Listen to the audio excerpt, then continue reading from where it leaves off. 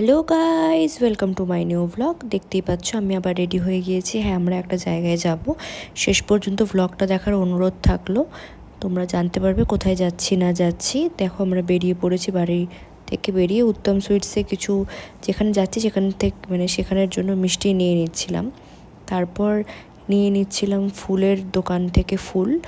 তো তোমরা দেখতেই পারবে বা বুঝতেই পারবে যে কোথায় যাচ্ছি না যাচ্ছি। দেখো, ফুলের দোকানে খুব সুন্দর সুন্দর ফুলগুলো রাখা ছিল।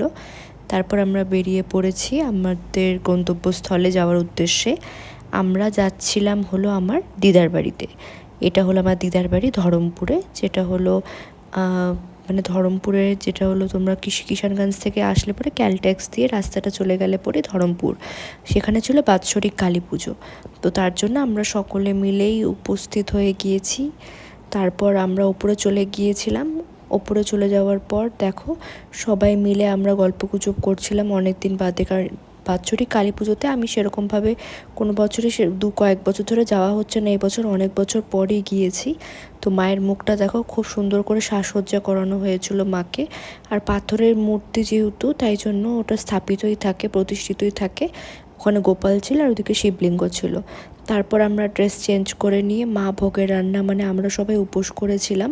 তো এখানে দেখো সকলে মিলেই আমরা জোগাড় যন্ত্র করতে লেগে গিয়েছি। ওখানে খাওয়া দাওয়া চলছে, দুপুরবেলার না, টিফিন খাওয়া দাওয়া চলছে। তো এখানে যারা যারা উপোস করে আছে তারা সকলে মিলে আকন্দ ফুলের মালা গাঁথতে মার হেল্প করে দিচ্ছিল।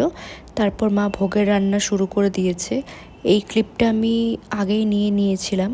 আর মা দিদার বাড়ির পুজো আগেই হয়ে গেছে, এটা আমি অনেকদিন বাদেই ব্লগটা ছাড়ছি। তো আমরা শরবতগুলো খাচ্ছিলাম যারা যারা উপোস ছিল, কারণ পুরো নির্জলে উপোস তো করা যাবে না। তো আমি এদিকে ভোগের যেটা রান্না হবে তার জন্য সবজি বানাচ্ছিলাম। তো তারপর দেখতে পাচ্ছ ওখানে ভাই দাঁড়িয়ে আছে। তো সবাই মিলে আমরা কাজ করছিলাম, আমাদের মতো কাজ করছি। এদিকে কাজের ফাঁকে এই ক্লিপগুলো নেওয়া হয়েছে। সবাই হাসি মজাক চলছে, যেরকম ফ্যামিলি গেট টুগেদার যেটা হয় এত বছর পর সকলে মিলে সবাই একসাথে থাকাকালীন। তো দেখো, এদিকে গেট সাজানোর প্রিপারেশন চলছে। তো আরও নেক্সট পার্টে আরও তোমাদের সাথে আরও জিনিসপত্র শেয়ার করব। আজকের পার্টের জন্য এতটুকুই এনাফ।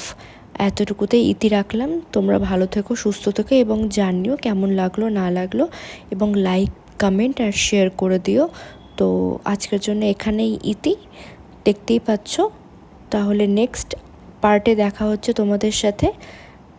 টাটা।